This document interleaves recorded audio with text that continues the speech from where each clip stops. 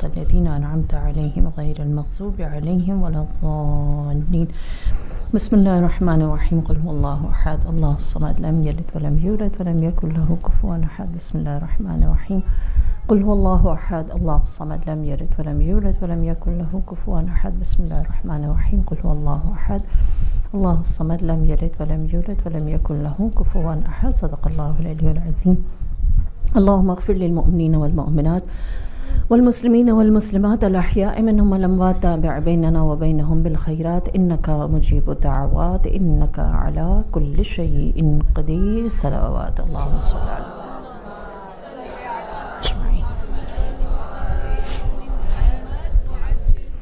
أعوذ بالله من الشيطان الرجيم. بسم الله الرحمن الرحيم. الحمد لله الذي لا يحصي نعماه العادون ولا يؤدي حقه المجتهدون الذي ليس لصفته حد محدود ولا نعت موجود ولا أجل ممدود فطر الخلائق بقدرته ونشر الرياح برحمته. الصلاة والسلام على المهيمن على رسله والخاتم لأوصيائه والشافع إليه والمكين لديه أبي القاسم محمد صلوات اللهم صل على وعجل فرجهم وعلى أهل بيته الطيبين الطاهرين المعصومين المظلومين سيما بقية الله في أرض روحي وأرواح العالمين لتراب مقدمه فداه. أما بعد فقد قال الله تبارك وتعالى في القرآن المجيد والفرقان الحميد وهو قوله الحق. بسم الله الرحمن الرحيم. لقد أرسلنا موسى بآياتنا بأن أخرج قومك من الظلمات إلى النور وذكرهم بأيام الله. صلوات اللهم صل على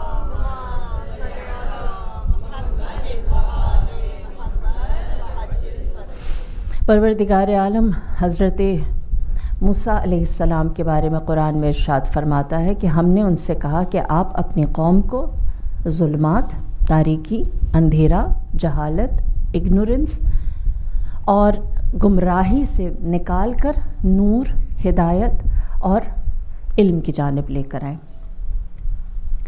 ہم میں سے ہر شخص، اگر میں یہ سوال ابھی سب سے کروں، مجھے یقین ہے کہ 100% جتنا بھی کراؤڈ ہے وہ سب ایک ہی جواب دے گا کہ ہم میں سے کون چاہتا ہے کہ وہ ہدایت پر رہے؟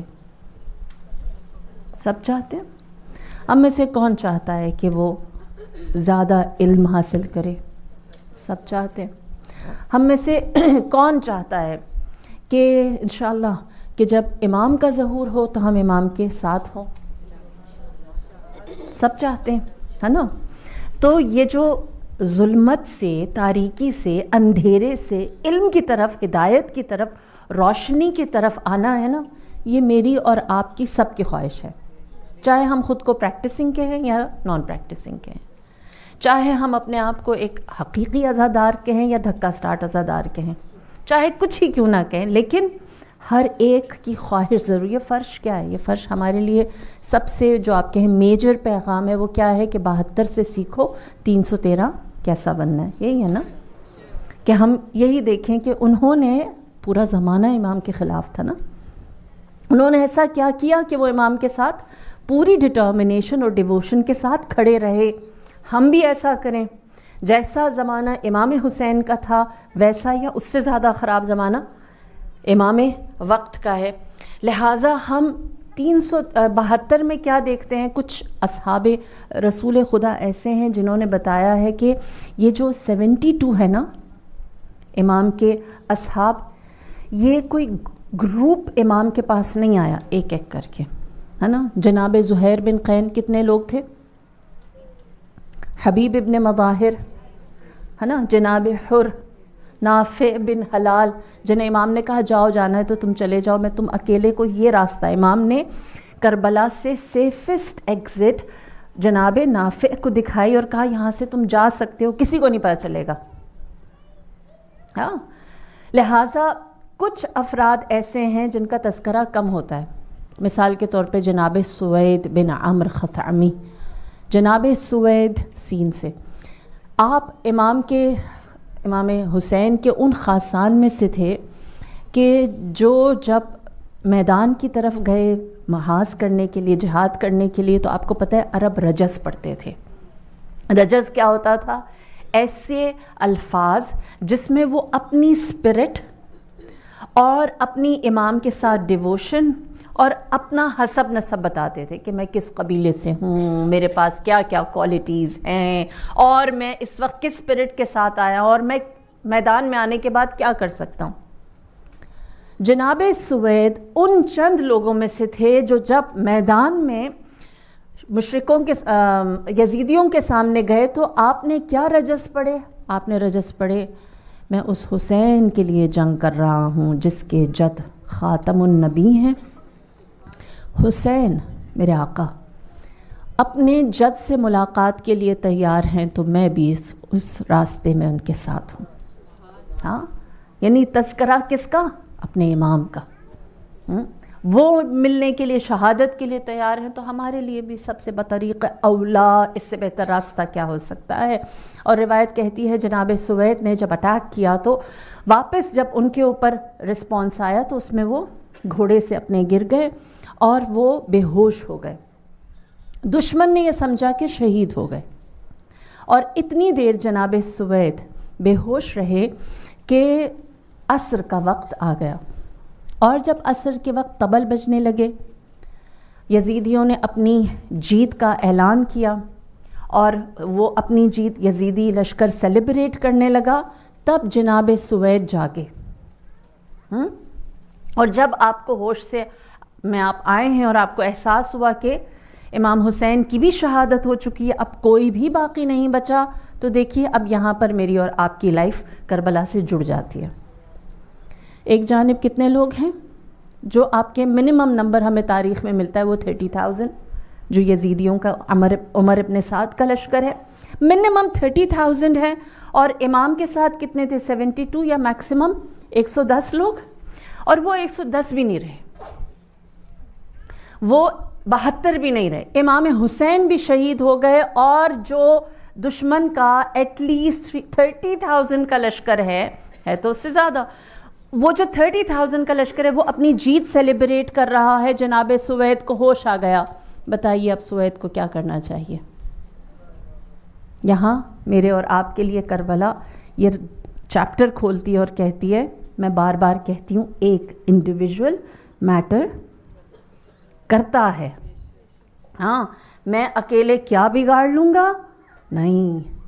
جناب سوید نے جب یہ سنا کہ فرزند جناب فاطمۃ الزہرا کو مسلمانوں نے شہید کر دیا، تو آپ اپنی جگہ سے اٹھے، در حالی کہ آپ کے پاس کوئی بھی ویپن، کوئی ہتھیار، کچھ بھی اپنے ڈیفنس کے لیے نہیں تھا، اور آپ نے اٹھ کر آواز لگائی اور کہا، تم نے اپنی جہنم کا سامان فراہم کر لیا، تم یقیناً جہنم میں جاؤ گے، تم نے اگر فرزند رسول کو مار دیا۔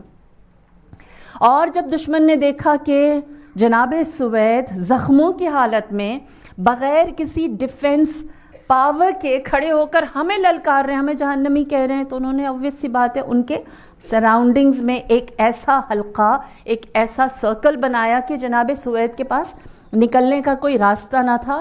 یہاں تک کہ ایک یزیدی نے جناب سوید سے کہا، کیسے تو ہم سے مقابلہ کرے گا؟ تیرے پاس تو اپنا ڈیفنس دینے کے لیے کچھ بھی نہیں ہے۔ جناب سوید نے آس پاس دیکھا، آپ کو کوئی ٹوٹا ہوا نیزہ بھی نہیں ملا، لہٰذا آپ کے سینے میں جو خنجر کسی نے مارا تھا آپ نے وہ نکالا اور کہا، یہ ہے میرے پاس، جو آپ ہی کے خون سے رنگین خنجر اپنے سینے سے نکال کر جناب سوید نے کہا، میں اس کے ساتھ جنگ کروں گا۔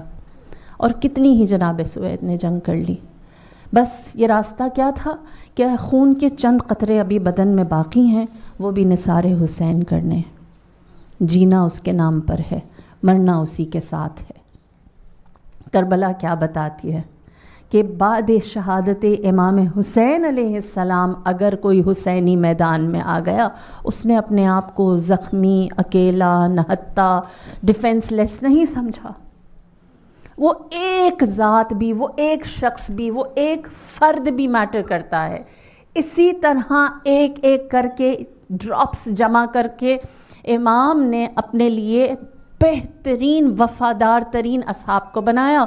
کس لیے؟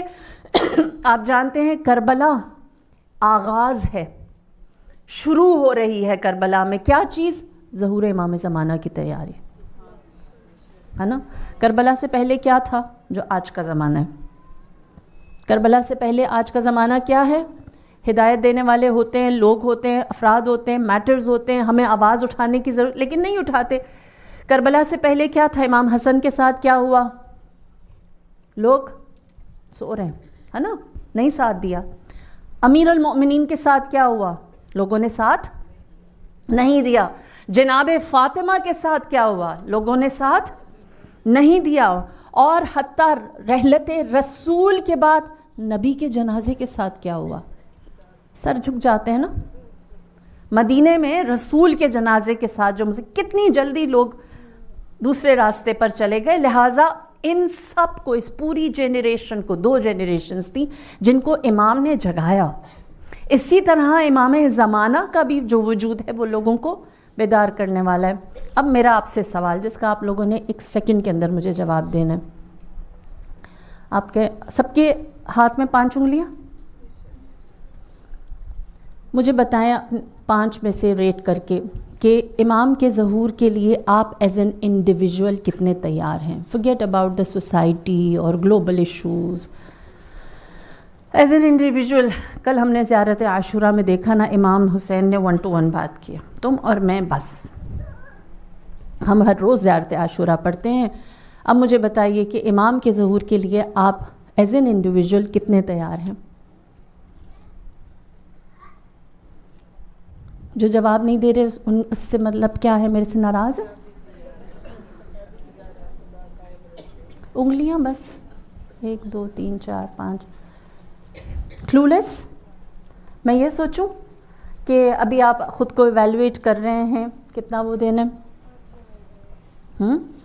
دیکھیے اب ہمارے حالات جب ایسے ہونا تو ہمیں اب وہ زمانہ ہے کہ جہاں پر ہم ہر چیز کے بارے میں لا علم رہ سکتے ہیں، لیکن امام کے ظہور کے بارے میں نہیں. اور امام کے ظہور کے بارے میں ہم نے کیا کرنا ہے از ناٹ دا کویسچن. ہم نے کیا کرنا ہے، میں نے کیا کرنا ہے سوال ہے. اب ہم کا زمانہ چلا گیا ہے. کیوں؟ سنیں اب میری بات. امام کے ظہور سے پہلے جو وقت ہے اس میں 3 گروپس کے بارے میں بتایا گیا. گروپ سے مراد ہے 3 مینٹالٹیز، 3 طرح کی اپروچز، کہ ان میں سے کون لوگ امام تک پہنچیں گے اور کون نہیں. جناب محزم نے امام جعفر صادق علیہ السلام سے اللہم صلی علی محمد و آل محمد وعجل فرجہم اجمعین سوال کیا اور کہا کہ آخری حجت کا ظہور کب ہوگا؟ تو آپ نے فرمایا ان کے ظہور تک صرف ایک اپروچ رکھنے والے لوگ پہنچیں گے. فرمایا کذب الوقاتون، جو لوگ، وقاتون یعنی ایک پیریڈ، ٹائم، جگہ معین مشخص فکس کر لیتے ہیں اور کہتے ہیں فار ایگزامپل امام کا ظہور جو ہے اب تو ٹرمپ نے اٹیک کر دیا ہے تو اب فلسطین کا یہ، تو ایران کا یہ، یمن میں یہ ہو گیا، شام میں یہ ہو گیا، بس بہت ہوا تو 35 تک امام کا 35 تک امام کا ظہور ہو جائے گا. یہ کیا ہے؟ وقت معین کیا نا. وقاتون، آپ نے ایک ٹائم، ایک پیریڈ، ایک زمانہ دے دیا اور کہا کہ اس وقت تک امام کا ظہور ہو جانا چاہیے. امام نے فرمایا کذب الوقاتون، ایسا کرنے والوں نے جھوٹ بولا. اگنور کریں. تو میرے اور آپ کے لیے امام تک پہنچنے کے لیے اتنی کلیئرٹی ہو گئی کہ ہم نے ٹائم، وقت، جگہ، پیریڈ، ڈیوریشن کے پیچھے نہیں بھاگنا. حضرت موسیٰ کے زمانے میں جو وقاتون تھے نا، وہ موسیٰ کے ساتھ نہیں چل سکے، وہ فرعون کی سائیڈ ہو گئے. کیوں؟ جناب موسیٰ کا ٹائم فریم کام ہی نہیں کر رہا تھا. اور وہ کام کیوں نہیں کر رہا تھا؟ کیونکہ لوگ ساتھ نہیں دے رہے تھے. اور وہ بلیم کس کو کر رہے تھے؟ حضرت موسیٰ علیہ السلام کو. اسی لیے فرمایا کہ جنہوں نے ٹائم کو فکس کر دیا امام کے ظہور کے ساتھ، کذبل، وہ جھوٹے ہو گئے، وہ امام تک نہیں پہنچیں گے. دوسرا فرمایا ہلک المستعجلون، جن لوگوں کو جلدی ہے کہ ادھر خرابی ہوئی ادھر امام آ کے فکس کرے نا. فرمایا جو لوگ چاہتے ہیں فوری رزلٹ ملے، ہلاک ہو گئے، گمراہ ہو گئے، راستے سے ہٹ گئے. انہوں نے اپنا پاتھ وے چینج کر لیا، وہ امام کے ساتھ باقی ہدایت پر نہیں رہ سکے۔ ہم چاہتے ہیں، ہم لوگوں کے اندر یہ مسئلہ ہے، ہم چاہتے ہیں کہ جو بھی چیز ہے وہ فوری طور پر ہمارے سامنے آ جائے، ہے نا؟ لہٰذا فرمایا ہلاک ہو گئے مستعجلون، جنہوں نے چاہا فوراً آ جائے، جیسے ہی ہم کہہ رہے ہیں فوری جواب آ جائے۔ فرمایا وہ بھی نہیں۔ اب آپ کو جلدی ہے امام کے ظہور کی؟ سر الہا دیا کر، مجھے تسلی رہتی ہے۔ آپ کو جلدی ہے امام کے ظہور کی؟ ہاں، اور اسی لیے ہم کیا کہتے ہیں؟ العجل، ہے نا، کہ آپ جلدی کریں۔ اب امام جلدی کر نہیں رہے، ہمارے ماں باپ چلے گئے، اب ہم بھی لگتا ہے جانے والے ہیں، تو امام نہیں آ رہے، تو کیا ہوگا؟ اب جو ہم چاہ رہے ہیں، ہر روز کہتے ہیں العجل، آپ جلدی کریں، آپ ظہور کریں، اب ہماری بات سنی نہیں جا رہی، تو کیا ہے؟ ایسی صورتحال میں امام کے انتظار کے لیے برقرار رہنا، ہے نا، ثابت قدمی۔ زیارت عاشورہ میں ایک دعا جو 3 دفعہ ہے، وہ یثبت قدم الصدق، کہ ہمارے جو قدم ہیں وہ ثابت رہیں، ہم ڈیووٹڈ رہیں، ہمارے اندر کوئی لڑکھڑاہٹ نہ آئے۔ آ گئی تو کیا ہوا؟ ہلاک ہو گئے۔ یہ 2 اپروچز جو ہیں فرمایا یہ امام تک نہیں پہنچیں گی، ایک جو ہے جھوٹی ہے، دوسری جو ہے وہ گمراہ ہو گئی۔ کون ہے جو پہنچے گا؟ نجل مسلمون وَإِلَيْنَا الْيَصِيرُونَ، وہ نجات حاصل کریں گے جو تسلیم ہو گئے، جنہوں نے سرنڈر کیا، جنہوں نے کہا کہ جو اللہ کا حکم ہے اس کے آگے ہم خاموش رہیں گے۔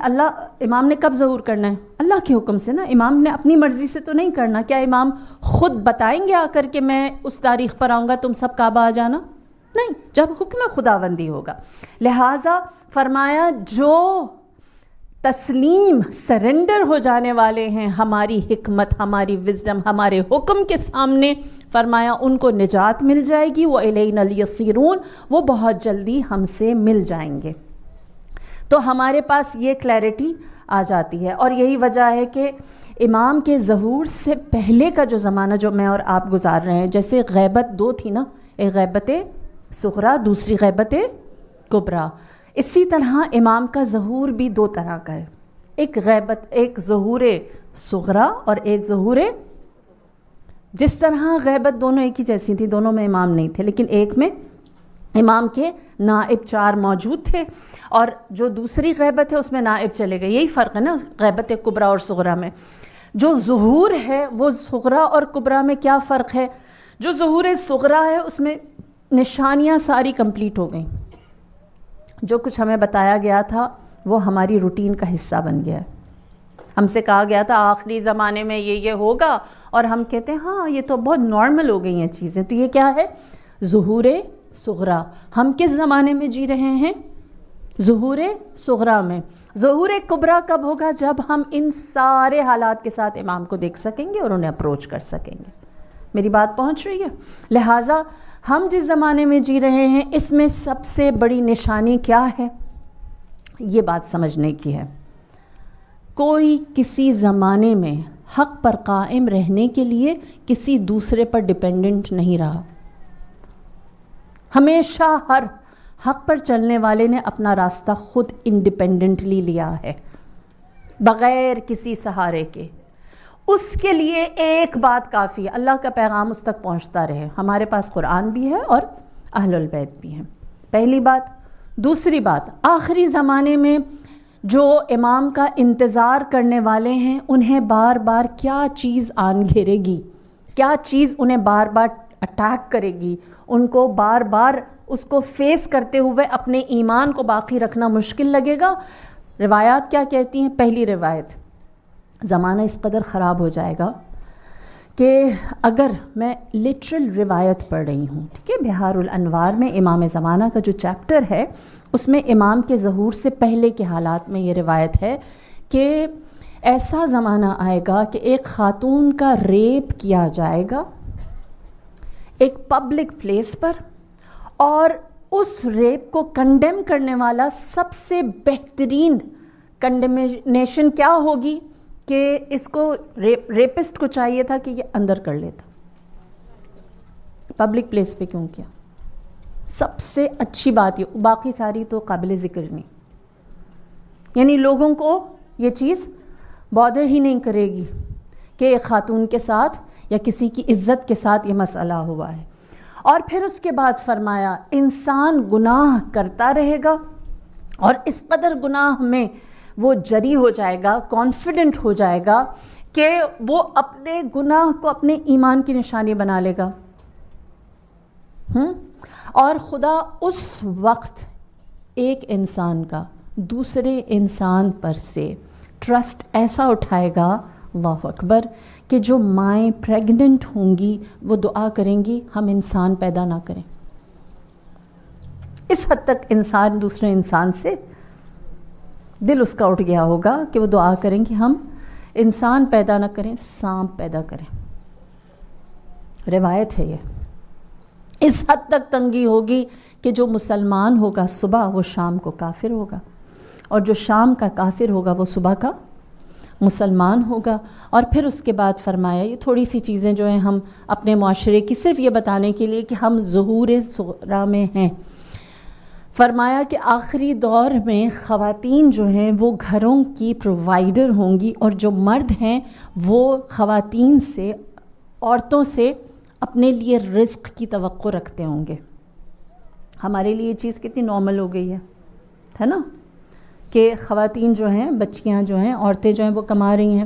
اور پھر اس کے بعد فرمایا ایسا وقت ہوگا کہ جب شیعوں کے لیے، اب ہم تھوڑا اور قریب آ جاتے ہیں، شیعوں کے لیے زمانہ تنگ ہو جائے گا، ایسا تنگ ہو جائے گا کہ جو حاکم ہے وہ اعلان کرے گا اور کہے گا اگر کوئی کسی شیعہ کا سر لائے تو اسے 1000 درہم دیے جائیں گے، انعام دیا جائے گا۔ اور جب یہ سنا جائے گا تو اس کو سننے کے بعد ایک شیعہ یہ سوچے گا اس سے پہلے کہ دوسرا کہ میرا گلا کاٹ لے، میں اپنے دوست شیعہ کا گلا کاٹ کے لے جاتا ہوں۔ حالات جنرل ایسے ہیں، تو ایسے حالات میں ہم سوچیں گے امام آ جائیں، کذب الوقاتون ہلک المستعجلون، یہ دونوں راستے نہیں لینے، اپنا ایک انڈیپینڈنٹ راستہ لینا ہے کہ ہم نے کیا کرنا ہے، مسلمون، کہ مولا آپ جتنی دیر کریں ہم اتنے حوصلے سے آپ کا انتظار کریں گے، ہم آپ کے سامنے کبھی نا امید نہیں ہوں گے۔ دوسری نشانیاں ایسی ہیں کہ جن کے بارے میں بتایا کہ جو حتمی ہیں اور بڑی ہیں، مثال کے طور پر آسمان جو ہے وہ پہلے بتائے گا کہ امام کا ظہور کب ہونے والا ہے۔ آپ کو پتہ ہے ہمیشہ آسمان نے انسان کو گائیڈ کیا ہے، ہمیشہ بتایا ہے کہ کیا ہونے والا ہے۔ مثال کے طور پر نمرود کو کیسے پتہ چلا ابراہیم آنے والے ہیں؟ اس نے حضرت ابراہیم کی ولادت سے پہلے لوگوں کو مارنا شروع۔ فرعون کو کیسے پتہ چلا کہ حضرت موسیٰ آنے والے ہیں؟ آسمان سے نا، علم نجوم سے اسے پتہ چلا۔ اسی طرح جو قیصر و کسریٰ میں رہنے والے تھے انہیں کیسے پتہ چلا کہ مکہ و مدینہ میں کسی نبی کی ولادت ہوئی ہے؟ آسمان سے ستارے گرنے لگے، آسمان نے بتایا، خبر دی۔ تو آسمان ہمیشہ خبر دیتا ہے، بتاتا ہے۔ اسی طرح امام کے ظہور سے پہلے بھی آسمان پر نشانیاں کیا ہیں؟ ایک بدن نظر آئے گا، ہاں روایات میں موجود ہے، ایک ہاتھ نظر آئے گا جو امام کے ظہور سے قریب کا وقت ہے۔ پھر اس کے بعد فرمایا کہ آسمان بتائے گا کہ سردی اور گرمی کب ہوتی ہے، جیسے ہمارے ہاں ایک سائیکل ہے نا سیزنز کا، گرمی کب، سردی کب، بارش کب۔ فرمایا آسمان جو ہے وہ اس سائیکل کو بدل دے گا، گرمی کے وقت سردی ہوگی، سردی کے وقت گرمی ہوگی۔ ہمارے لیے بات کوئی بہت نئی نہیں رہی، گلوبل وارمنگ کو ہم لوگ ایکسپیرینس کر چکے ہیں۔ اب اگر میں آپ سے یہ کہتی ہوں کہ آسمان آپ میں سے کس کس نے دیکھا ہے، تو آپ کہیں گے سب نہیں دیکھا ہے۔ آسمان میں امام کے ظہور کی نشانیاں کس کس نے ڈھونڈی ہیں؟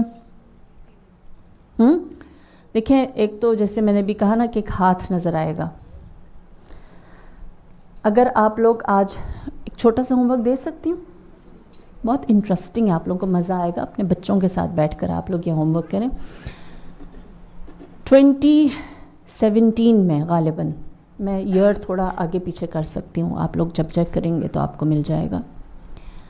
ناسا نے کہا کہ اس نے فضا میں، خلا میں، اسپیس میں ایسی نور کی، لائٹ کی فارمیشن دیکھی ہے جو اس سے پہلے کبھی نہیں دیکھی. اور جب انہوں نے ہر سیٹلائٹ سے، ہر اینگل سے اس کی تصویریں لیں تو وہ فارمیشن ایسی تھی کہ اس سے ایک ہاتھ بن رہا تھا. اور پھر انہوں نے اس کو دیکھنا شروع کیا، اس جرنی کو. آپ جانتے ہیں کہ اسپیس کی جو ٹیکنالوجی ہے وہ وہاں کی جرنی، وہاں کی چینجز کو اسٹڈی کر انہوں نے دیکھنا شروع کیا کہ یہ فارمیشن کیسے ہوئی ہے. تو وہ اس کی ابتدا کہ یہ شروع کیسے ہوئی اور یہ پورا بنا کس طرح سے، اس کو کسی طرح سے بھی نہیں سمجھ سکے. اور پھر انہوں نے کہا کہ اگر ہم اس چیز کو، یہ جو فارمیشن ہے، اسے کوئی نام دیں تو لگتا ہے یہ کوئی ہاتھ ہے. اور پھر کیونکہ ہم اس فارمیشن کا کہ یہ لائٹس کہاں سے آ رہی ہیں، کیسے ٹریول کر رہی ہیں، کیسے یہاں پر پہنچیں اور کیسے یہ ہاتھ بنا ہے، اس کو ہم نہیں سمجھ پا رہے، تو ناسا نے اس واقعے کا نام دا ہینڈ آف گاڈ رکھا. یا علی یا علی یا علی اللہم صلی علی محمد و علی محمد وعجل فرجهم اجمعین. اور ہوم ورک کیا ہے؟ آپ لوگ دا ہینڈ آف گاڈ اور ناسا جا کے سرچ کریں تو آپ کو زیادہ تفصیلات مل جائیں گی. میں تو سائنٹسٹ نہیں ہوں کہ اس بارے میں زیادہ بتاؤں، بس ایک ریفرنس دیا کہ آسمان جو ہے نا وہ نشانیاں دے رہا ہے. یہی وجہ ہے کہ جب امام جعفر صادق سے پوچھا گیا اللہم صلی علی محمد و علی محمد وعجل فرجهم اجمعین، کہ آخری زمانے میں جب ہر طرف سے فتنے اور مسائل ہوں گے تو ہم کس طرح سے امام کے ظہور کے لیے خود کو تیار کریں. تو میرے مولا نے فرمایا، اب یہ سننے والی بات ہے، دل بڑا کر کے سنیں. میرے مولا نے فرمایا تم انتظار کرو گے شیعہ، تم انتظار کرو گے اور طولانی انتظار ہوگا. اور اس انتظار کے دوران، امام زمانہ کے انتظار کے دوران، شیعہ ایسے ہوں گے جیسے بکریاں قصاب کے سامنے، بچر کے سامنے.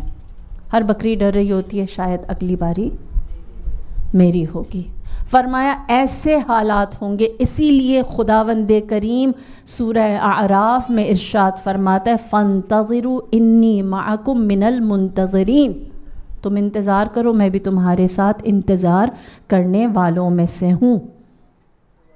خدا اس لیے ایمان والوں سے یہ کہتا ہے کہ تمہارا انتظار کرنا صرف تمہارا انتظار کرنا نہیں ہے، اللہ بھی اس میں شامل ہے. ہاں، یہ جو تمہاری تکلیف ہے اس کو خدا بھی دیکھ رہا ہے. یہی وجہ ہے کہ میرے مولا فرماتے ہیں کہ ہم تمہارے لیے اس انتظار یعنی ظہور امام زمانہ سے پہلے بہت سارے راز کھول دیتے. اب یہ تھوڑی سی نا امام کی شکایتیں ہیں جو میں اپنے لیے، آپ اپنے لیے. میرے مولا فرماتے ہیں کہ ہم تمہارے لیے بہت ساری راز کی، بہت ساری اسرار کی، بہت ساری چھپی ہوئی باتیں تمہارے سامنے رکھ دیتے اگر تم جا کر دشمن کو بتانے والے نہ ہوتے. ہم تمہارے سامنے راز انڈیل دیتے. دوسری وجہ جو ہم تمہارے سامنے راز انڈیلتے نہیں ہیں، ہر چیز تمہارے سامنے رکھتے نہیں ہیں، فرمایا تمہارے دل تو ہمارے ساتھ ہیں لیکن تمہارا عمل اس کے مخالف ہے. فرمایا خدا انتظار کر رہا ہے بس تم بھی انتظار کرو. اللہ جانتا ہے تم جانتے نہیں ہو. اور اللہ اس انتظار کو طولانی کیوں کر رہا ہے؟ کیونکہ اللہ کے ہاتھ سے کچھ جانا نہیں ہے. انتظار کرنے سے کون گھبراتا ہے؟ جس کو لگتا ہے کہ وہ کچھ کھو دے گا، وہ کچھ مس کر لے گا. لہٰذا فرمایا کہ آخری زمانے میں صبر کرنے والوں میں سے بنو. اور وہ صبر کیسا ہے؟ نہج البلاغہ میں امیر کائنات فرماتے کونوا اللہم صلی علی محمد وعلی محمد وعجل فرجهم اجمعین، فرماتے ہیں کونوا کالطیر کونوا کالنحل فی الطیر. امام کی غیبت کے زمانے میں جب فتنے آ جائیں نا، فرمایا کہ اس مکھی کی طرح بن جاؤ. نحل کہتے ہیں شہد کی مکھی کو. فرمایا اس ہنی بی کی طرح بن جاؤ جو بڑے بڑے پرندوں میں اڑتی ہے. کیوں؟ کیونکہ وہ بڑے پرندے سمجھتے ہیں بیکار، فضول، ٹائنی، چھوٹی، ہماری ایک ہلکی سی اس کو کوئی چیز لگے گی تو ختم. کیوں؟ فرمایا تاکہ فتنے کے زمانے میں کوئی تمہیں استعمال نہ کرے، تم یوز نہ ہو جاؤ. ہاں تم خود تو غلط نہیں کرو گے، ہو سکتا ہے کہ کوئی آپ کو گمراہ کر لے. لہٰذا جو غیبت کا زمانہ ہے نا، اس میں ہمارے لیے کمزور دکھنا، دیکھیں ہم یقیناً اس زمانے میں جی رہے ہیں جہاں پر خاموش رہ لینا یا کسی کے سامنے سرنڈر کر لینا، کسی میٹر میں کہنا کہ چلیں جی آپ جیتے. کیوں؟ تاکہ ایک بڑا فائدہ حاصل ہو سکے. بڑے فائدے سے مراد یونٹی رہ سکے، دلوں میں کسی کے کوئی شکوہ شکایت نہ ہو، بہتر ہے. دوران غیبت میں کیسے رہوں، میں کس کی نظر میں ہوں، میں اکیلی جو کر رہی ہوں اس کو کس قدر خدا رجسٹر کر رہا ہے، امام رجسٹر کر رہے ہیں. اللہ اکبر. جناب عبدالحمید واسطی امام سے سوال کرتے ہیں اور کہتے ہیں کہ اگر میں امام زمانہ کے انتظار میں رہوں، یہاں تک کہ انتظار کرتے کرتے اس دنیا سے چلا جاؤں، تو کیا میری زندگی ضائع ہو گئی؟ مولا نے جواب دیا اور فرمایا ایسا نہیں، تم انتظار کرتے رہو، اور کیونکہ تم امام سے کہ ظہور کو نہ دیکھ سکو تو تمہاری موت یوں ہی ہوگی. فرمایا بلکہ تمہارے لیے شہادت ہے، اور کیونکہ جس راستے میں تم جا رہے تھے انتظار کے، تمہیں امام کا دیدار نہیں ملا، اس لیے تمہارے لیے 2 شہادتیں ہیں. اللہ اکبر. اللہ جانتا ہے کہ وہ اگر انتظار کرا رہا ہے تو اس نے کیسا ریوارڈ دینا ہے.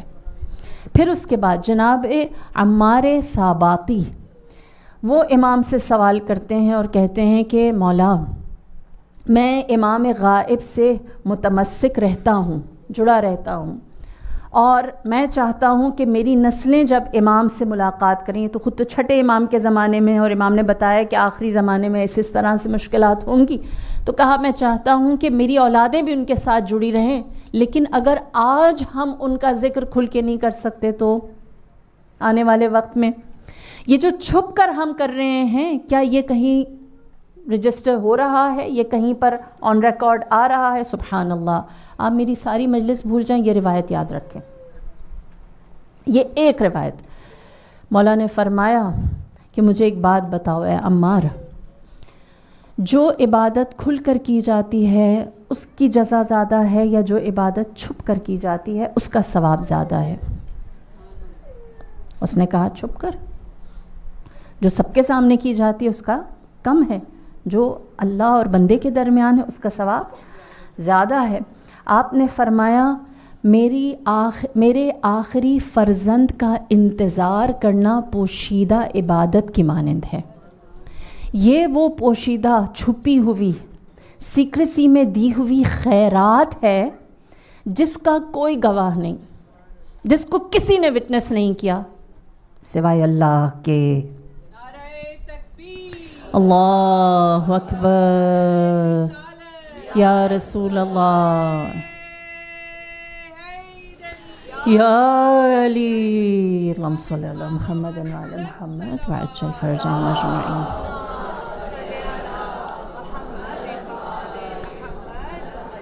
فرمایا کہ اس نیکی پر کوئی گواہ نہیں سوائے اللہ کے، لہٰذا جزا بھی کوئی نہیں دے سکتا سوائے اللہ کے، اور خدا جب اس کی جزا دیتا ہے تو وہ اپنے حساب سے دیتا ہے. پھر اس کے بعد فرمایا کہ غیبت امام زمانہ میں ہر منتظر سنیں، آپ کا انتظار، آپ کی تنہائی، آپ کی مناجات، آپ کا العجل کہنا، آپ کا آنسو بہانا، آپ دنیا کو کچھ نہیں کر سکتے، لیکن جو آپ امام کے ساتھ اپنے کنیکشن کو وقت کے ساتھ ساتھ اور زیادہ سنسیئر اور زیادہ ڈیپ کرنے کی کوشش کر رہے ہیں. مولا کیا فرماتے ہیں ایسا شخص جب ایک واجب نماز پڑھتا ہے، اللہ اس کو 25,000 واجب نمازوں کی جزا دیتا ہے. 25,000 یا علی، یا علی، اللہم صلی علی محمد و آل محمد وعجل فرجہم اجمعین. 25,000 25,000. ہاں، ایک واجب نماز. پھر اس کے بعد فرمایا جو نافلہ ہے اس ایک نافلہ کے بدلے 10 کا ثواب ہے، ایک نیکی کے بدلے عام لوگوں کے لیے 10 ہے. فرمایا جو انتظار کرنے والے ہیں ان کے لیے 20 ہے. اور پھر فرمایا کہ جو تقیہ میں رہتا ہے، تقیہ ہے نا، فرمایا جو تقیہ میں رہتا ہے اس کے لیے اس کے سیئات کو بھی خدا حسنات میں بدل دیتا ہے. ہاں دیکھیے، آپ اکیلے آپ کو آپ کی ایفرٹ میں دیکھنے کے لیے ایک اللہ کافی ہے نا. اب جو آپ کر رہے ہیں اس میں مجھے اور آپ کو کس چیز کو مینٹین کرنا ہے؟ تسلیم ہو جانا. نجل مسلمون، ہم سرنڈر کر جائیں، ہم مان لیں، ہم اس کے اوپر زیادہ بےتابی نہ دکھائیں، عجلت نہ دکھائیں. اور پھر اس کے بعد فرمایا کہ اے عمار، آخری زمانے کے لوگ رسول خدا کے محبوب ترین ہیں. روایت مشہور ہے نا، رسول خدا اصحاب کے ساتھ بیٹھے ہوئے تھے، آپ نے فرمایا تم میرے اصحاب ہو، آخری زمانے کے لوگ میرے اخوان ہیں، تم میرے ساتھی ہو، کمپینین ہو، وہ میرا خون اور گوشت ہے. حیران ہوئے اور کہنے لگے یا رسول اللہ یہ کیسے ہو سکتا ہے؟ تو آپ نے فرمایا کیونکہ جو وہ کر رہے ہیں یؤمنون بالغیب، وہ تم نہیں کر رہے. تم نے سب اپنی آنکھوں سے دیکھا تو ایمان لے کر آئے، انہوں نے سنا اور ایمان ایسے لائے جیسے انہوں نے دیکھا ہے. اور پھر نبی خدا نے فرمایا، مولا فرما رہے ہیں چھٹے امام، کہ رسول خدا نے فرمایا کہ آخری زمانے کا ایک شخص میرے زمانے کے 50 لوگوں کے برابر ہے. آپ ایک ہیں، نبی جانتے ہیں، وہ آپ کی ورتھ جانتے ہیں، وہ آپ کی سٹرگل جانتے ہیں. اور پھر اس کے بعد ہم شیعوں کے لیے تھوڑا سا یہ کہ امیر المؤمنین کے ساتھ بھی ہے نا، رسول اللہ نے 1 ورسز 50 کر دیا. جنگ نہروان امیر المؤمنین کی آخری جنگ، اور جس جنگ سے جب آپ واپس آ رہے تھے تو آپ کے ساتھ جو اصحاب تھے، خاصان آپ کے محب، آپ کے شیعہ، انہوں نے کہا کہ یا امیر المؤمنین اس کے بعد ہم کیا آپ کے ساتھ جہاد کر سکیں گے؟ تو آپ نے فرمایا یہ آخری محاذ تھا، اس کے بعد کوئی جہاد نہیں ہے. کہا شکر خدا کہ ہم نے آپ کی آخری جنگ تک آپ کا ساتھ دیا، اور ہمارے لیے امام کے شیعوں نے، امام کے اصحاب نے کہا ہمارے لیے یہ زیادہ راہ بہت ہے کہ ہم آخری وقت تک آپ کا ساتھ دیتے رہے. میرے مولا نے فرمایا البتہ صرف تم میرے ساتھ نہیں ہو، اس جنگ نہروان میں میرے ساتھ ایسے لوگ بھی موجود تھے، شامل تھے، جن کے اجداد ابھی پیدا نہیں ہوئے. انہوں نے کہا کیسے ہو سکتا ہے جن کے باپ دادا پیدا نہیں ہوئے اور وہ خود اس جنگ نہروان میں، آپ کی آخری جنگ میں آپ کے ساتھ موجود، ہمارے ساتھ موجود تھے. آپ نے فرمایا امیر المؤمنین نے جنگ نہروان کے بعد فرمایا آخری زمانہ ہوگا، 4 جانب سے فتنے ہوں گے، اور اس وقت لوگ ہمارے فرزند کے انتظار میں بےتاب ہوں گے، اور جب ان سے ایمان کا معیار پوچھا جائے گا تو وہ یہ پلٹ کر دیکھیں گے اور کہیں گے کہ علی نے ایسے وقت میں کیا کیا تھا. فرمایا اور وہ انتظار کرنے والے آج کا میرا اوپینین سن کر اپنے انتظار کو اسٹرینتھن کریں گے. لہٰذا ان کا ایسا فیصلہ کرنا کیا ہے، گویا وہ جنگ نہروان میں میرے ساتھ موجود تھے. ایسا نہیں کہ وہ کیونکہ 1400 سال بعد آئیں گے تو ان کا اس وقت کا جہاد اس وقت کا جہاد ہے. آج مجلی کا نہروان الگ ہے، ہم ایک میدان میں ساتھ ہیں. آپ کی زندگی میں ایسا کبھی ہوتا ہے کہ آپ سوچیں کہ مولا ہم تو اکیلے رہ گئے، ہم تو حق کا ساتھ. نہروان امام علی نے کن کے ساتھ لڑی تھی؟ جنگ نہروان امام نے کن کے ساتھ لڑی تھی؟ اونچا بول لیں. خوارج کے ساتھ نا. خوارج کون تھے؟ لا حکم الا. آپ لوگ مجھے ایسے کیوں دیکھ رہے ہیں؟ نہیں، میں کچھ سوال پوچھ رہی ہوں، کہہ دیں نہیں پتہ ہے نا. خوارج کون تھے؟ لا حکم الا للہ والے ہے نا. خوارج کون تھے؟ جو یہ کہتے تھے ہمارے لیے کتاب اللہ کافی ہے. جو یہ کہتے تھے رسول خدا نعوذ باللہ میت ہیں، جو یہ کہتے تھے کہ یا رسول اللہ نہیں کہنا چاہیے، علی تو چھوڑو، جو یہ کہتے تھے کہ علی خود کیسے فیصلہ کریں، ہم قرآن پڑھ کے خود بھی فیصلہ کر سکتے ہیں، اللہ نے ہمیں عقل دے رکھی ہے۔ آپ پہنچ رہے ہیں آج کے زمانے کے خوارج تک، سمجھ آ رہی ہے میں کن کی بات کر رہی ہوں؟ تو وہ خوارج کی جنگ میں کیا کہا، میرے شیعہ یہ والا اوپینین رکھیں گے تو وہ اس زمانے میں ایسے ہوں گے جیسے مجھ علی کے ساتھ لڑتے رہے ہیں۔ سبحان اللہ، آپ اکیلے ہیں، آپ اکیلے ہیں نہیں، وہ اس زمانے میں میرے اور آپ کے لیے راستے بچھا کر گئے ہیں۔ یہی وجہ ہے کہ امام محمد باقر علیہ الصلاۃ والسلام، اللہم صلی علی محمد وعلی محمد وعجل فرجهم اجمعین، آپ سے پوچھا گیا، کہا گیا کہ آخری زمانے میں امام کے لشکر کے افراد کیسے ہوں گے؟ دیکھیں ہمارے لیے یہ بھی ضروری ہے کہ اگر ہمیں یہ پتہ ہے کہ جناب سوید جو امام حسین کے لشکر میں تھے ان کی کیا ایٹریبیوٹس تھے، تو ہمیں یہ بھی پتہ ہو کہ آنے والے کیسے ہوں گے۔ 313 میرے مولا نے فرمایا 6 طرح کے لوگ 313 میں شامل ہوں گے، 6 ڈفرینٹ کیٹیگریز ہیں۔ پہلی کیٹیگری فرمایا اوتاد کی، اصحاب امام زمانہ کے، فرمایا پہلی کیٹیگری اوتاد، اوتاد والجبال اوتادا، سورہ نبا والا نا، کیا ہے اوتاد کا مطلب ہے میخ، جیسے نیل۔ خدا نے قرآن میں کیا کہا ہے کہ ہم نے پہاڑ کو زمین میں اوتاد بنا کر گاڑ دیا ہے، جیسے ایک نیل لکڑی میں لگائی جاتی ہے تاکہ اس کو مضبوطی سے جوڑ دیں، تو فرمایا کہ زمین کے لیے جو جبال پہاڑ ہیں وہ اوتاد، ایسا مضبوط اس کو ٹھہرائے رکھنے والے ہیں۔ فرمایا امام مہدی کے لشکر کا سب سے پہلا حصہ جو ہے وہ اوتاد کا ہوگا، وہ پہاڑ کی طرح ڈٹے رہنے والے ہوں، ہلا نہیں سکتا کوئی انہیں۔ اور پھر اس کے بعد فرمایا وہ جو اوتاد ہیں 313 میں وہ سب سے آگے ہوں گے، اور ان کی تعداد 30 اصحاب کی ہوگی، جو سب سے آگے ڈٹے رہنے والے، جنہیں کوئی نہیں ہلا سکے گا۔ پھر اس کے بعد فرمایا دوسری کیٹیگری ہے عصائب کی۔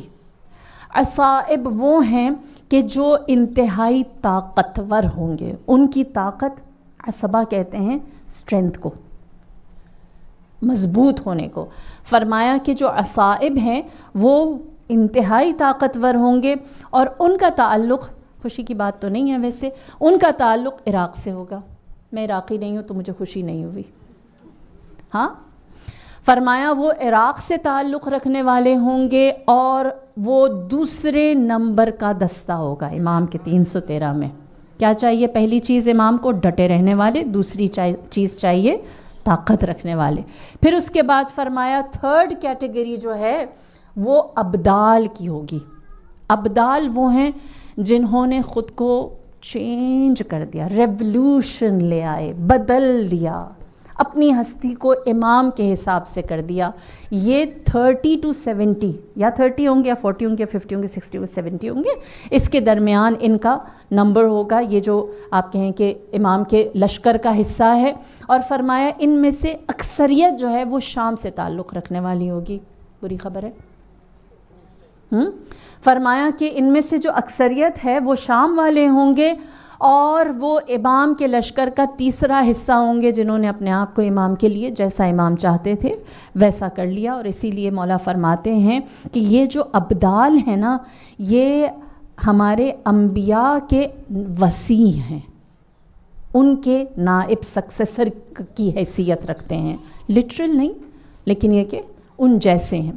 پھر اس کے بعد چوتھی صفت فرمایا یہ نجبا کی ہے۔ نجبا نجیب، جو پاک ہوتے ہیں، ستھرے لوگ ہوتے ہیں، ٹرانسپیرنٹ ہوتے ہیں، جن کے اندر کسی طرح کی ڈپلومیسی یا ڈبل فیس نہیں ہوتے، منافق نفاق جن کے اندر نہیں ہوتا، جن کی ذات کے اندر اپنے لیے بھی کلیئرٹی ہوتی ہے اور دوسروں کے لیے بھی۔ فرمایا وہ نجبا کی ہوگی، اور یہ نجبا جو ہیں یہ دنیا کے مختلف حصوں سے آئیں گے۔ آپ کے لیے اور میرے لیے اچھی خبر ہے۔ تو ہم کہاں شامل ہو سکتے ہیں؟ نجبا۔ ہمیں لٹرلی یاد رکھنے کی ضرورت ہے نا، ہماری دعا میں یہ ہونا چاہیے کہ ہم امام سے کہیں کہ ہمیں پتہ چلا وہاں ایک آدھی جگہ ہمارے لیے پاسبل ہے تو ہمیں اس میں شامل کر دیں انشاءاللہ۔ فرمایا کہ نجبہ جو شریف و پاکیزہ کلیرٹی والے ہیں اور ان کی تعداد 50 to 70 ہے۔ پھر اس کے بعد 5th کیٹیگری فرمایا یہ رفقا کی ہے۔ رفیق وہ جو ساتھ دینا چاہتا ہے، جو ساتھ رہنا چاہتا ہے۔ رفیق وہ ہوتا ہے یہ جو ساتھ نبھانے کے لیے، ساتھ سفر طے کرنے کے لیے کچھ بھی کرنے کو انکنڈیشنلی ساتھ رہنا چاہتا ہے۔ فرمایا یہ 50 کے قریب ہوں گے اور یہ لوگ دنیا کے مختلف حصوں سے کوفے آئیں گے، کوفے میں امام کا انتظار کر رہے ہوں گے، اور امام انہیں پھر جب اعلان کریں گے تو یہ مکے میں امام کے پاس آ کر ملحق ہو جائیں گے۔ اور جو چھٹی اور لاسٹ کیٹیگری ہے وہ ہے اعاجم کی، عجم، نان عربس۔ ہاں، ان کی تعداد باقی سارے جتنے بھی ہیں وہ امام کے ساتھ شامل ہوں گے، جس کا کوئی نمبر عجم کا نہیں بتایا گیا۔ نان عربس امام کے لشکر میں کتنے ہوں گے؟ البتہ ایک روایت یہ ملتی ہے کہ فرمایا کہ امام کے لشکر میں جو عجم ہیں وہ زیادہ ہوں گے، جو عرب ہیں وہ کم ہوں گے۔ عرب عراق سے ہوں گے، مصر سے ہوں گے اور شام سے ہوں گے، باقی سارے عجمی ہوں گے۔ ان کیٹیگریز کے بارے میں ہمیں وضاحت سے بتایا کہ تم اگر چاہتے ہو امام کے لشکر میں شامل ہونا تو کہاں جانا ہے، یہ پہلی بات۔ دوسری بات، آپ لوگ تھک نہیں گئے تو میں جلدی سے آخری روایت سنا دوں؟ ہاں، آج ٹاپک کلوز ہو جائے گا۔ امام سے سوال کیا گیا کہ مولا آپ کے شیعہ تو بہت زیادہ ہیں نا، چھٹے امام سے کہا گیا آپ کے شیعہ بہت زیادہ ہیں۔ آپ نے فرمایا واللہ اگر ہمارے شیعہ 313 بھی ہوتے تو میں آج قیام کرتا۔ چھٹے امام فرما رہے ہیں، فرمایا اگر ہمارے شیعہ آج مجھے 313 مل جائیں میں آج قیام کروں، میں آخری فرزند کا انتظار نہ کروں۔ پوچھنے والے نے پوچھا اور کہا کہ مولا وہ آخری شیعہ جو 313 اکٹھے ہو جائیں گے وہ کون ہیں؟ فرمایا وہ اتنے قیمتی ہیں، 313 اتنے قیمتی ہیں کہ ہماری آخری حجت ان کا انتظار کرے گی۔ سوچیں نا، جن کا انتظار امام کر رہے ہیں، ہم تو امام کا کریں، ہم کیوں نہ کریں، ہمارے لیے نجات امام میں ہے، لیکن کتنے قیمتی ہیں، کتنی بڑی حیثیت ہے ان کی جن کے لیے امام ٹھہرے ہوئے ہیں۔ اور پھر مولا نے فرمایا کہ وہ جو مقام و حیثیت رکھتے ہیں وہ دنیا کو سمجھ نہیں آتی۔ کیوں؟ کیونکہ دنیا والے ہمارے جو عام شیعہ ہیں میرے جیسے، مولا نے فرمایا وہ حق کے لیے آواز بلند نہیں کرتے۔ فرمایا اور جب وہ آواز بلند کرتے ہیں تو اتنی آواز اٹھاتے ہیں کہ خود بولیں اور خود سنیں، کسی اور کو نہ پتہ چلے۔ they don't bring any change, وہ کسی چیز کو تبدیل کرنے کی کوشش نہیں کرتے۔ فرمایا کہ وہ ایسے ہوتے ہیں کہ جو ہمارے دشمنوں سے دوستی کرتے ہیں اور جہاں ہماری برائی ہوتی ہے اس محفل میں چلے جاتے ہیں۔ شیعہ امام کے چاہنے والے۔ آپ سے سوال کیا اور کہا گیا البتہ وہ لوگ جو آپ کے ساتھ ہیں، آپ کے پاس موجود ہیں، وہ کون سے لوگ ہیں جو 313 میں ہو سکتے ہیں؟ تو اللہ اکبر، میرے مولا نے فرمایا وہ جو 313 ہیں نا وہ ایسے غیرت مند ہیں، وہ اس قدر حیا والے ہیں کہ اگر قحط پڑ جائے ان کی زندگی میں، بھوک سے مر جائیں، خدا پر توکل نہیں چھوڑیں گے، دشمن کے آگے ہاتھ نہیں پھیلائیں گے۔ پہلی صفت۔ سوال کیا گیا کہ مولا ایسے لوگ جو قحط سے مر جائیں، بھوک سے مر جائیں، کسی کے آگے سوال نہ کریں، یہ دنیا میں کہاں ہیں؟ آپ نے فرمایا وہ دنیا کے اطراف میں پھیلے ہوئے ہیں۔ جب ہم سوچتے ہیں 313 تو ہماری جو وہ ایک امیجنیشن ہے نا، ہمارے ذہن میں آتا ہے ہیرو، ہے نا؟ اللہ اکبر۔ روایت کیا کہتی ہے؟ میرے مولا فرماتے ہیں وہ 313 کیسے ہیں؟ فرمایا وہ دنیا کے اطراف میں ہیں اور وہ ایک مسافر کی زندگی جیتے ہیں، ان کا ایک ٹھکانہ نہیں ہے، وہ خانہ بدوش ہیں، ایک جگہ سے دوسری جگہ جاتے رہتے ہیں۔ فرمایا کہ وہ ایسے ہیں کہ جب وہ لوگوں کے درمیان بیٹھے ہوئے ہوتے ہیں تو لوگ انہیں پہچانتے بھی نہیں، جانتے بھی نہیں اور ان کی عزت بھی نہیں کرتے۔ آپ جانتے ہیں آپ کے پاس، میرے پاس جو مفاتیح الجنان ہے، یہ کس نے کمپائل کی؟ جناب محدث عباس قمی نے نا، کہتے ہیں کہ جناب محدث عباس قمی کی یہ کتاب جو ہے، جب مفاتیح الجنان لکھی، اس سے پہلے اقبال الاعمال ایک چھوٹی کتاب تھی، مفاتیح کمپیریٹیولی بڑی تھی. جب یہ آئی تو بہت سارے لوگوں نے بیسٹ سیلنگ سمجھیں، تو پھر کسی نے اس کو مجلد کیا، گولڈن کور کے ساتھ اس کو پرنٹ کروایا. اور اس زمانے میں گولڈن کور کے ساتھ ایک ہارڈ پرنٹ کے ساتھ اس کا پرنٹ ہونا ایک بڑی بات تھی. جب عباس قمی کو پتہ چلا تو انہوں نے کہا میں دیکھنا چاہتا ہوں میری کتاب اتنی اچھی کس نے پرنٹ کی ہے. اور وہ گئے بک شاپ میں اپنی کتاب دیکھنے کے لیے، اور جب شاپ کیپر نے دیکھا ان کو آتے ہوئے، وہ نہیں جانتا تھا کہ یہ مؤلف ہیں، انہوں نے یہ کتاب کمپائل کی. اس نے محدث عباس قمی کو دروازے پہ روکا اور کہا اس کو ہاتھ نہیں لگانا، تم لے نہیں سکتے، خرید نہیں سکتے. تو بتانے کا مقصد کیا ہے؟ لوگ قدر نہیں کرتے، لوگ نہیں پہچانتے، جو ریکگنیشن ملنی چاہیے وہ نہیں دیتے. 313 کو بھی نہیں ملے گی.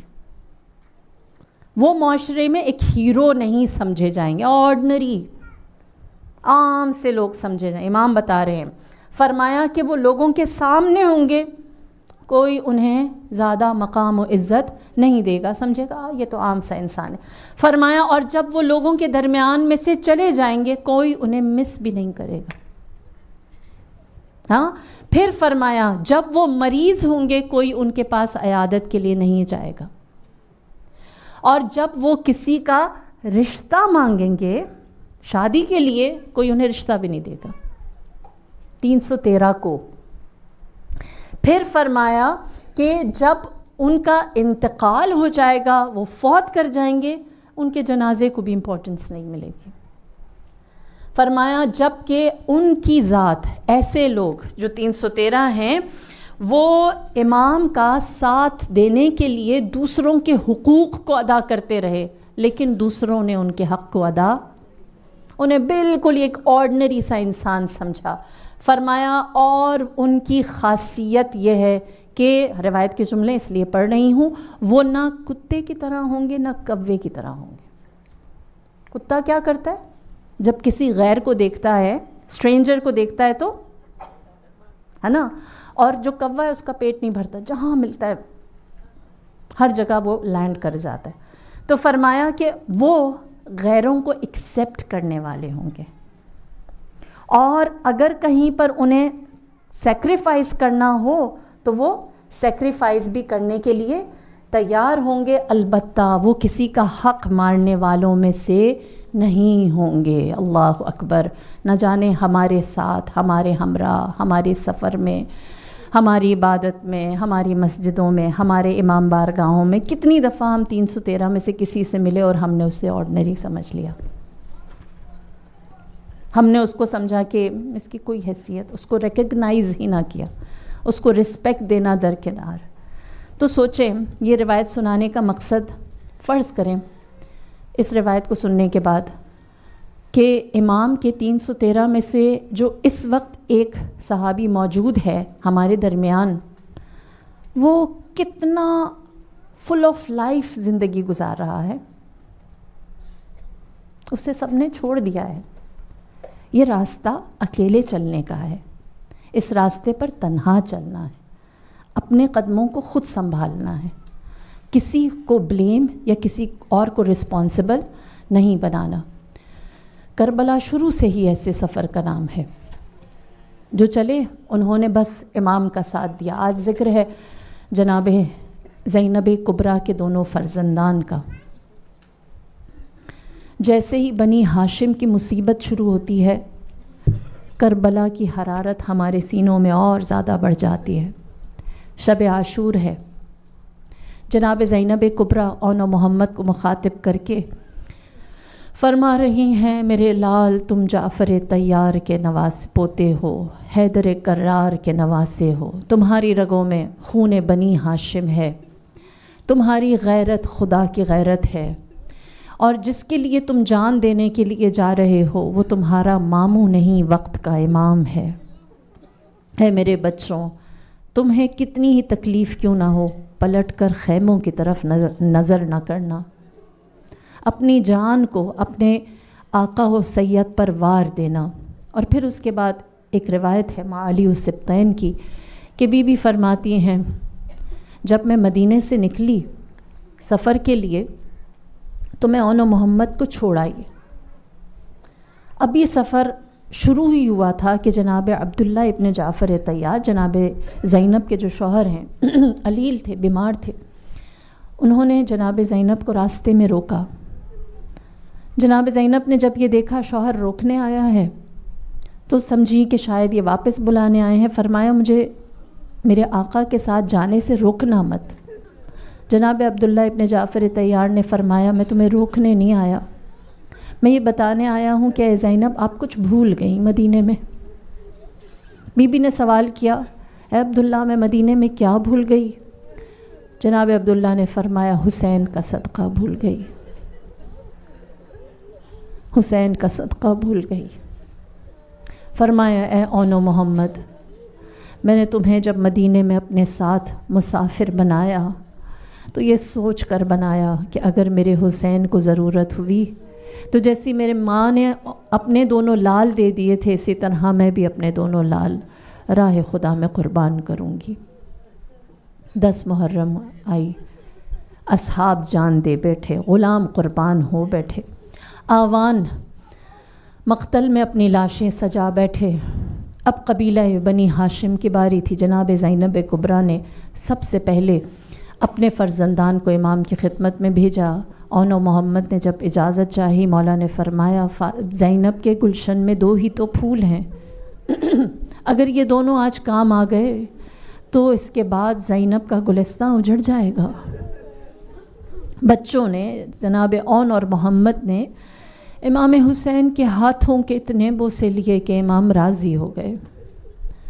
اس کے بعد اون و محمد جب میدان میں اترے تو رجس پڑھتے اور کہتے ہم جعفر طیار کے نواسے ہیں، ہم جعفر طیار کے پوتے ہیں جو 2 پروں سے جنت میں پرواز کرتے ہیں، جنہوں نے اپنے بازوؤں کو اپنے رسول پر قربان کر دیا تھا۔ کہتے ہیں عمر ابن سعد نے جب دیکھا کہ اس شجاعت و شہامت کے ساتھ اون و محمد میدان میں آ رہے ہیں تو انہوں نے کہا ان دونوں جوانوں کو ایک دوسرے سے الگ کر دیا جائے، یہ جب تک ساتھ رہیں گے یہ ہم پر حملے بھی کریں گے اور ایک دوسرے کو دفاع بھی دیں گے، لہٰذا اون و محمد کو ایک دوسرے سے جدا کر دیا گیا۔ ان کے اطراف میں ایسا نرغہ، ایسا حلقہ بنایا کہ 4 جانب سے حملات ہوئے۔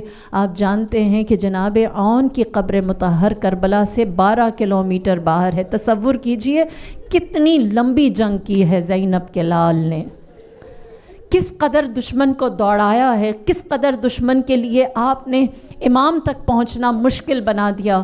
یہاں تک کہ روایت کہتی ہے کہ ایک مقام ایسا آیا جہاں دشمن کا غلبہ ہوا، 4 جانب سے بچوں پر حملے ہونے لگے۔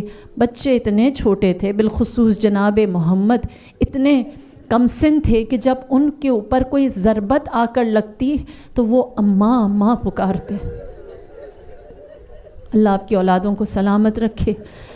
جناب اون و محمد پر 4 جانب سے حملے ہوئے، یہاں تک کہ جب حملہ آخر ہوا جناب اون و محمد نے صدا لگائی علیک منی سلام یا ابا عبداللہ۔ حسین نے جو سلام آخر سنا قتل گاہ کی جانب چلنے لگے۔ پہلی دفعہ تھا جب حسین کو اپنا آپ قتل گاہ کی جانب جاتے ہوئے اکیلا لگا، کیونکہ حسین ایک ہے لاشیں 2 ہیں۔ آپ نے آواز لگائی اے عباس کیا میرے ساتھ زینب کا گلستان، زینب کے پھولوں کو لینے نہ چلو گے؟ پہلی دفعہ ابو الفضل العباس اور سید الشہداء میدان میں آئے، اون و محمد کے جنازے لیے۔ پلٹ کر جب گنج شہیدہ میں آئے، روایت کہتی ہے تمام بیویاں نعرہ تکبیر کے ساتھ شہداء کا استقبال کر رہی تھیں۔ جناب زینب نظر نہ آئی۔ امام حسین نے پوچھا ان بچوں کی ماں کہاں ہے؟ جواب دیا زینب کا سر سجدے میں ہے۔ اے پروردگار میری قربانی کو قبول کرنا، میں اپنے بھائی حسین کے سامنے اگر آنسو بہاؤں گی میں جانتی جانتی ہوں میرا بھائی غیرت کھائے گا اور اسے احساس ہوگا میں نے اپنی بہن کو کہیں تکلیف تو نہ دی، اے پروردگار میں چہرہ حسین پر یہ سوال نہیں دیکھ سکتی، لہٰذا تیرے سامنے حاضر ہو گئی، اے خدا میری اس قربانی کو قبول فرما۔ سلام زینب کبریٰ تیرے صبر پر، تیرے توکل پر، تیری فداکاری پر، تیرے یقین پر۔ زینب نے سب پر گریہ کیا، انہوں محمد پر گریہ نہ کیا۔ 10 محرم گزر گئی، 11 محرم کو سارے سر نو کے نیزہ پر چڑھے، زینب نے سب پر گریہ کیا، انہوں محمد پر گریہ نہ کیا۔ دربار شام میں سب کے سر لائے گئے، زینب نے انہوں محمد کو جو دیکھا سر حسین کے سامنے ان پر گریہ نہ کیا۔ رہائی ملی، زینب پلٹ کر کربلا آئی، قبر حسین پر سلامی دی، کہا میرے فرزندان تجھ پر قربان۔ زینب نے حسین پر گریہ کیا، اپنے بچوں پر گریہ نہ کیا، یہاں تک کہ زینب پہنچی مدینے، اپنے گھر میں داخل ہوئی، آنو محمد کے بستر دیکھے۔ میں ماں ہوں، میں جانتی ہوں ایک ماں کے لیے بچوں کی غیر حاضری کیا ہو۔